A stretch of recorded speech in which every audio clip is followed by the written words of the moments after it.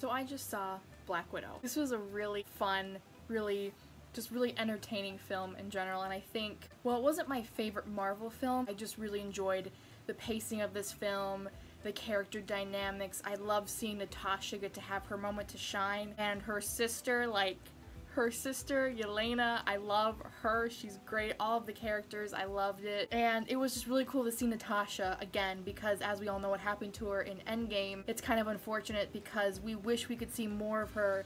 And the sad thing is, after seeing this film, I want to see more of her stand on her own, but we can't because of what happened at Endgame, and it's just so sad. But this movie is really about her backstory and really showing about her family that she had before the Avengers, and just really coming to terms with everything that she did. She did a lot, and she was made to do a lot as a child, and things she was taken, obviously we all know that the whole thing with like the Red Room and stuff, but this film was really her time to shine. I think sometimes she got a little pushed in the background because Yelena was just like, I feel like Yelena overshined sometimes. I feel like she's gonna become like the next Natasha or be the next Black Widow in the MCU. At least that's what I'm getting the vibes from in this film. I just really enjoyed their dynamic, their sisterly dynamic, and I just love the dynamic in general. So this whole movie is really about Black Widow's past and dealing with what she's been through, because we've seen flashbacks, things like, especially in Age of Ultron, we saw flashbacks to when Scarlet Witch was in her head about the Red Room and ballet and the shooting practice. We've seen a lot of that, like how they can't have children. Now we actually get to come full circle and see her background, what happened with her, what's this Red Room. It's a lot. It makes it like tears you up because it's so heartbreaking and so upsetting, but you're also glad that she was able to overcome that, to overcome her past, be able to get out of being a Black Widow, come and be with the Avengers and pay off her debt to S.H.I.E.L.D. Her debt to S.H.I.E.L.D. was when she got out, her last debt to S.H.I.E.L.D. to be kind of like done with all of this was to go after Dracon. Dracon is the guy who created the Red Room. He was really good friends with Natasha and like Yelena's like fake father, because her family she had, her mother, her father, they were not real. They were an assigned family she had because she was like this prodigy. We learn from Malika later on when they go to find her that Natasha, and all Black Widows were genetically tested when they were infants, and they had a special gene in them or a special thing, like they were genetically compatible, like masterpieces. Natasha's real mom owed Dracon a favor, and she wasn't able to pay her favor or her debt, and she was killed because of it. And so Nat never got to know her real mom. Lena never got to know her real parents. None of it was real. So her one last debt to get all over this, like leave it behind to start fresh, was to kill Dracon. She destroyed his 5-story building with Dracon inside, and his daughter was also inside. And his daughter, she feels that guilt inside of her for killing a child, but she says it was necessary. And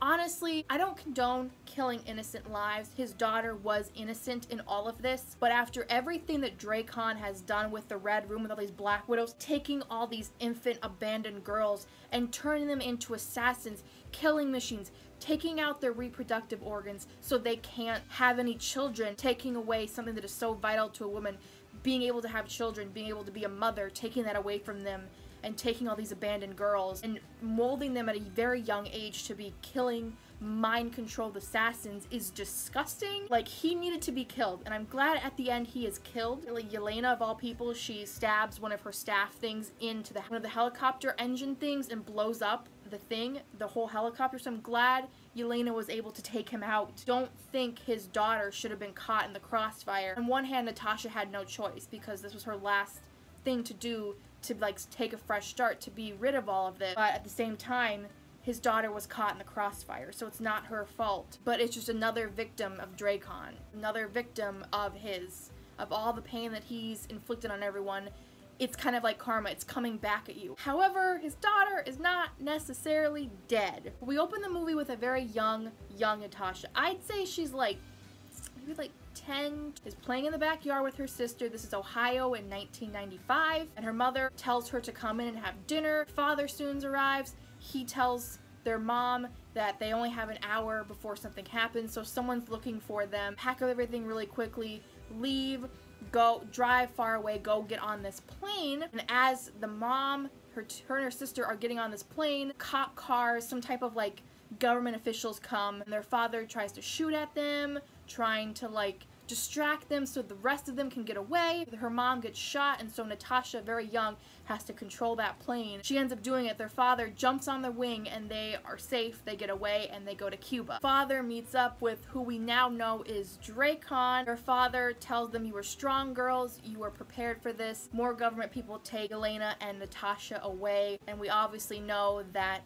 they are sold to Dracon to be a part of the Black Widow program. Tasha gets taken to the Red Room. That's when the title sequence comes and we see the credits roll. We see flashbacks to like fake scenes that they had to convey for the world, fake Christmas photo sets and all this fake stuff they had to do. See sequences of Natasha like training with like the firearms, gymnastics, being the perfect assassin, deadly, very secretive, very flexible, you know, the perfect at everything, so they have to do all these things like gymnastics. We saw in Age of Ultron, ballet, target practice. Her father kind of irked me. Like, both her father irked me more than their mom. I'm glad their mom, because when they go to find their mom, because they need her help to know where the Red Room is, because the Red Room changes all the time. There's no one location of the Red Room. We find out later on it's because it's in the sky, like a spacecraft headquarters in the sky, so obviously like a helicarrier. That's why it's never in one set location. When they go to, because they have to break their father out of prison to help them find out where the Red Room is, and their father, he's more proud of his daughters for sticking it out, for being brave, and for all the killings that they've done. These girls were children. I understand they had that genetic code to where they would be perfect, but they were children. They wanted a normal life. They didn't have a normal life because you took them and put them in these horrible situations because you both worked for Dracon. Their mom was this like scientist behind all these mind control things. Their father was a good friend of Dracon's. The only reason they were able to have this normal life is because they were not on the run anymore. They settled down. So none of it was ever real. That's why Natasha, when they go and have like kind of like a family dinner at Malik, Natasha's not happy about it. She doesn't think this is real because everything in her life has been a lie, between a fake family and then being put in the Red Room. So she has a right to be angry because everything she's ever known has been a lie. This family that she thought she had was not real. They sold her away to Dracon at a very young age. So the only real people she thinks of as a family is the Avengers. I've seen the way that they treat her, they respect her, even when they were running from each other, there still was that connection, that bond they had. Yelena is upset because she thought it was all real. She was a lot younger than Natasha was, so she thought all of this was real. She thought Malika was her real mom, the Red Guardian was her real father. She thought this was a real family. She believed Natasha was her real sister. And like we see throughout this film, and throughout the other Avengers films as well, blood or not, this is your family. Yelena, blood or not, is your sister. You two were together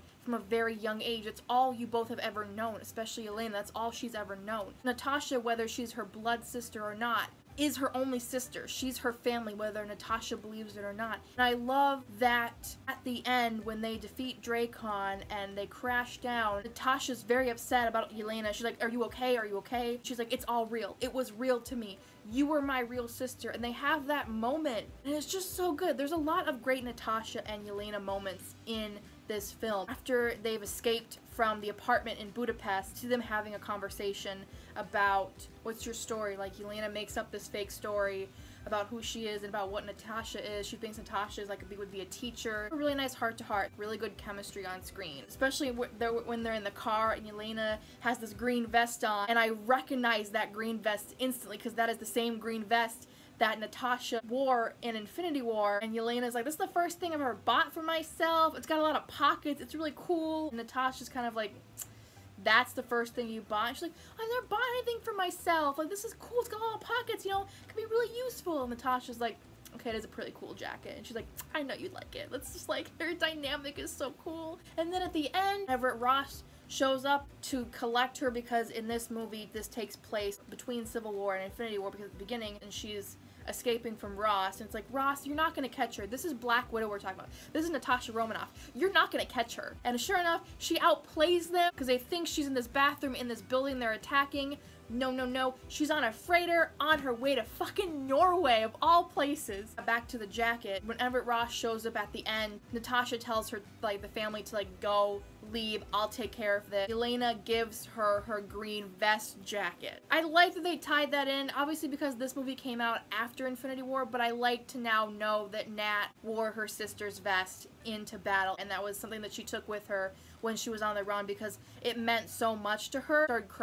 I started crying. I was just like, oh my god, this is so cute. And obviously it fades to black, so we don't really know what kind of conversation she had with Everett Ross, but we know she got away because we saw her in Infinity War. It was the black screen, and then we flash to, we see Nat with short blonde hair, and she's in her Infinity War suit, so we know shit's coming. Guy friend gave her a Quinjet, so obviously break her friends out of prison. The whole plot of the movie is about this red room. Nat she's in her bunker in Norway, her little camper van thing. Out of gas, her backup generator is like broken, so she's going into the town in Norway, and as she's on this bridge, something shoots and explodes her car, and I'm like, oh, we're going into this. This is gonna be Taskmaster. This is Taskmaster gonna attack her. We saw in the trailer, she fights him on the bridge. Sure enough, she fights him on the bridge. He can mimic her fighting style, but not just her fighting style. Every single Avengers, we see him use a bow and arrow, we see him use T'Challa's claws, shield like Captain America, and he's so good at mimicking people's fighting stance. It's so freaking cool. Wish they would have used Taskmaster a little bit better, and I just didn't like the reveal about Taskmaster. So he was really cool. He seemed like this really cool, like, person, robot, like, machine thing. Didn't like the reveal of Taskmaster turning out to actually be Dracon's daughter that Natasha killed, and Natasha has all this guilt of killing an innocent child, and now she has to face what she did fighting her. It was intense, man. Have their whole fight scene. He's looking for this container with all these vials in it, because earlier on we see Yelena going after this target who has these vials, and Elena actually accidentally gets sprayed one of these vials. They are red vials of the air concentrated stuff that can make you get broken out of the Black Widow mind control. Elena, like, she wakes up she like gets up in a daze, and she's like, what happened? Oh my god, my friend, what did I do to you? She's not mind controlled anymore. Now takes all of these vials, and Nat had some too in this case in the back of her truck. Nat sees in the vial, there's a piece of paper with it that has a picture of her and Elena as young children. This is a message from my sister. So she goes to that apartment that her and Hawkeye shared in Budapest. She finds her sister. They have that really cool scene we saw in the trailer where they're